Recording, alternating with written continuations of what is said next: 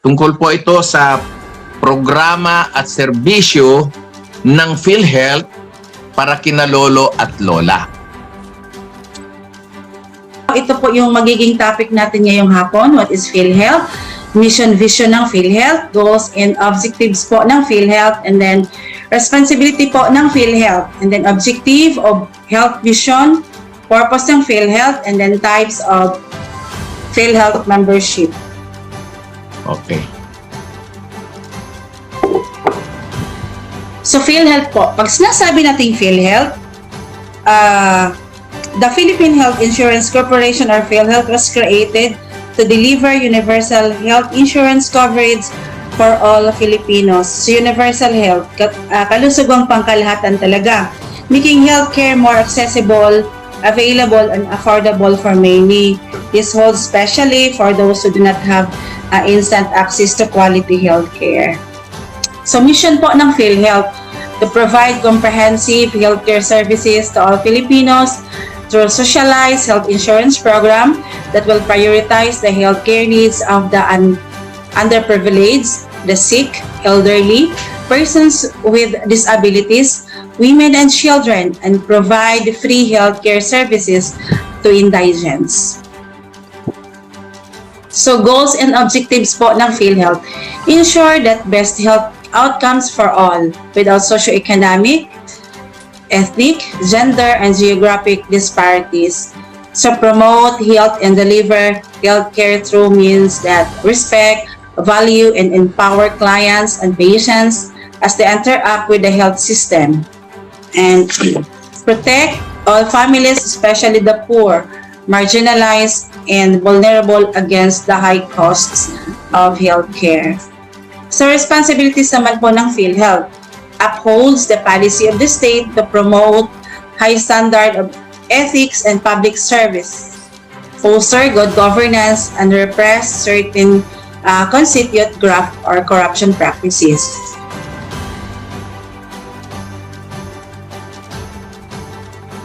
So goals, objectives of health mission. The aim is to provide quality medical treatment to the communities, unsheltered or underprivileged population, with the basis on the belief that healthcare is a fundamental human rights. A mission statement is in healthcare is a short statement that summarizes the commitment of the hospital or practice to achieve higher vision.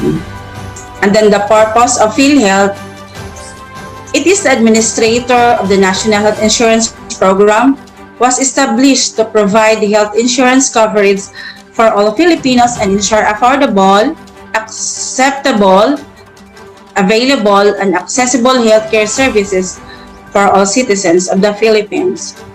So types of PhilHealth membership.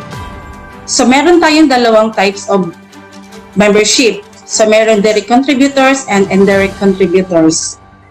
So sa direct contributors, sila po yung employees with formal employment.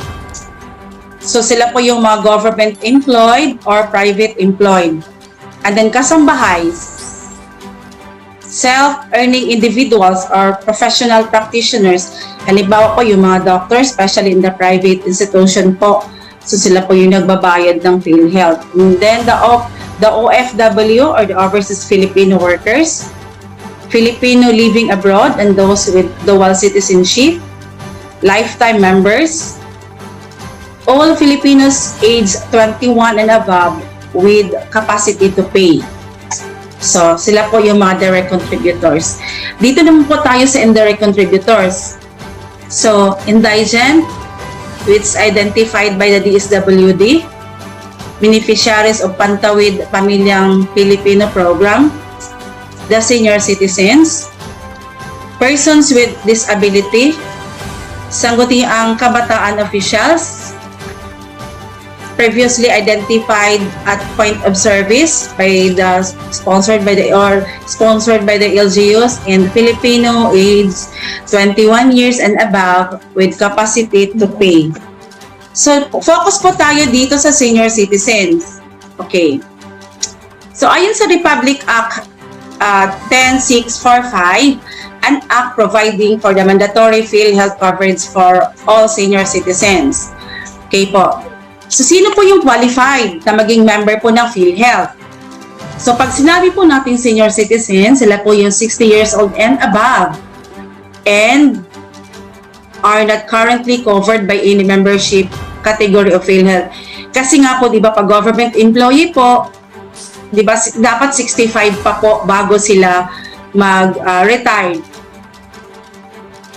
So, qualified dependents of senior citizen, members are also senior citizens themselves. Halimbawa po si senior citizen, kasi nga po, yung spouse po or partner ni senior citizen is pwede naman po siyang maging dependent. So if ever po pareho na silang dalawa na 60 years and above, uulitin ko po, 60 years and above na not currently covered by any membership po or unemployed, So, pwede na po silang mag-separate. So, dalawang, kumbaga, hindi na kailangan na dependence, kailangan na din po siya mag-registered po para sa kanya. And then, parang separate ID. Opo, separate ID na po. Pero hindi pwedeng mag-separate yung mag-asawa, ha? Okay, joke Opo. lang. Sa membership lang po. Sa membership lang po ng PhilHealth. Okay. So, ulitin ko po ha, yung qualified po or qualified na maging member po ng ating senior citizen, sila po yung 60 years old and above na unemployed po. And then, meron po pala tayong yung beneficiaries po ng 4Ps na senior citizen. Mamili po sila kasi po meron talagang, di ba, pag sinabing, ayun nga, balikan natin yung Republic Act 10645 na lahat po ng senior citizen maging member po ng PhilHealth. Pero po, pag po member sila ng IPs 4Ps, kasi po mas piliin nila yung membership sa IPs 4Ps na senior citizen sila kasi parang meron po silang ibang benepisyo po. Kasi di ba pag 4Ps po, meron silang natatanggap na monthly po. So, pwede sila doon. And then, yun, unemployed po. So, meron, okay. So, ito po rin yung requirements para po maging member. So, present lang po ng 2 copy ng, mag-fill up po ng 2 copy ng PhilHealth member registration form. Tapos, mag-attach po ng, pwede na po na walang photo ID. As long as mag-present lang po na magpapatunay na siya ay senior citizen na po. Pwede pong birth certificate or yung issued ID po ng senior citizen. Yun. Yan ho, kasi ang isang malaking problema natin, maraming Pilipino walang ID. No? Tapos yung Philippine ID system nung October 2020 pa ako nag-file, 2021, hanggang ngayon wala pa akong ID. Okay po. Pero si PhilHealth po, as long as kahit wala ka pong ID ng senior citizen, si PhilHealth po is tumatanggap po ng marriage pwede po, marriage contract or birth certificate. Pero as sa experience po namin, mas madaming na-present na na senior citizens ID kaysa birth certificate or sa marriage contract po. Okay. Ayun. So, ito po meron po tayong independence. Ito po yung ma-avail ng senior citizen po. So, no balance billing and lifetime membership. Pag sinabi po natin no balance billing, kahit piso po, walang nababayaran si senior citizen if ever po na ma-confine or ma-hospital. Pero provided naman po, meron din pong hihingin ng mga requirements. Halimbawa po, pag na-hospital po si senior citizen, tapos hindi pa po member ng PhilHealth.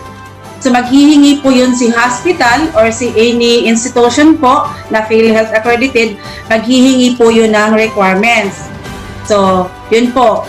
hihingan sila ng senior citizens ID po Mhm. para ma-avail po yung no balance billing.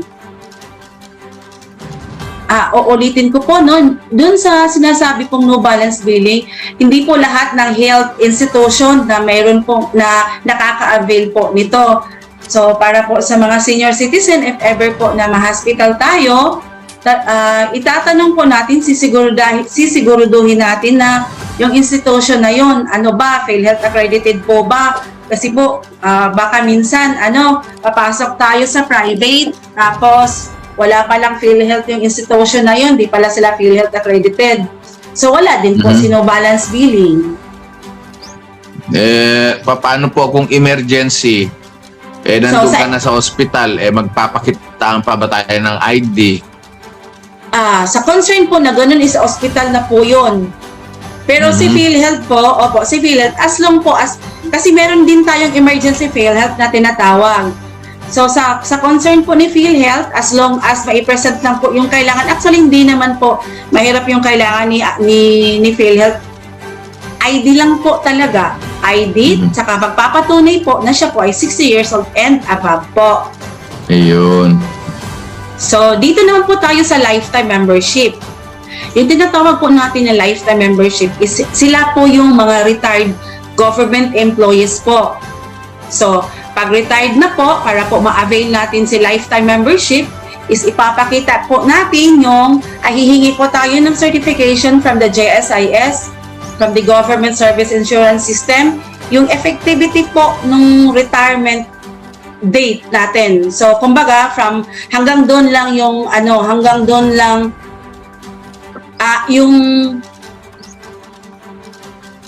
yung employment niya po.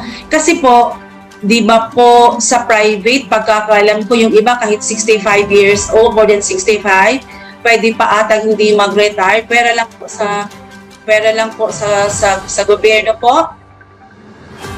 Aha.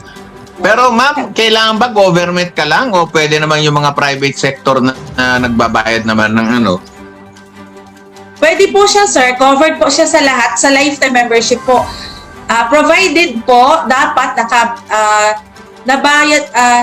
nakabigay pa ka po ng 10 years o 10 years premium po. So maka-avail ka po ng lifetime membership. Kahit po sa private po. Kasi po pag naman po sa in-uniform service po, hindi naman po sila aabot ng 60, 56 ata, retired na sila. So pag sa uniform service po, kahit hindi pa aabot ng 60, and maka-avail na po sila ng lifetime membership. Yun nga po, provided maka-avail po sila ng certification na they are already retired at the age of 56. Provided po na, yun nga po, dapat bayad po yung 10 years na premium po. So pag hindi ka nakabayad ng 10 taon, pwede ka ba bigyan ng pagkakataon na mabuo mo yung 10 taon na yun?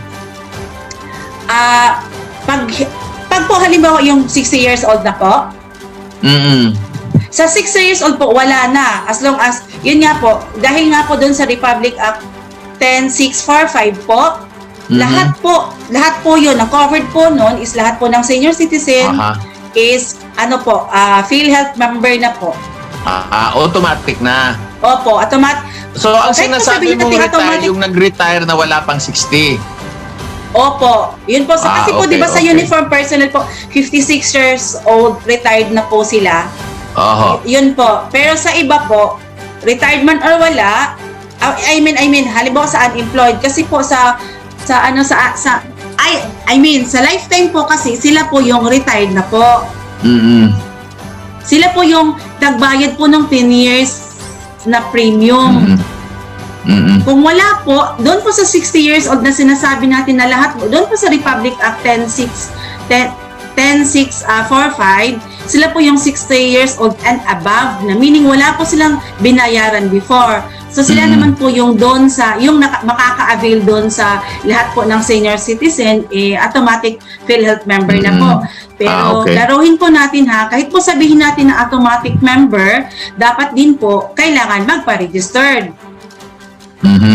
Pero sa kagandahan naman din po ni PhilHealth na lahat po i-entertain, o ulitin ko po, kahit po hindi na registered, 60 years old and above, tapos po na hospital, meron po tayong tinatawag na POS or point of service na pwede rin po ma-avail ni senior citizen. And So siguro ang pwede nating i-consider ay yung mga nag-retire, halimbawa disability discharge, o di ba wala pang 60. Pero paano kung hindi siya naka-contribute ng 10? Ng 10 taon? Makaka-avail din po siya doon po sa kasi meron din po palang makaka-avail po yung disability. Meron pong si PhilHealth para doon sa disability. Meron po siyang free membership doon.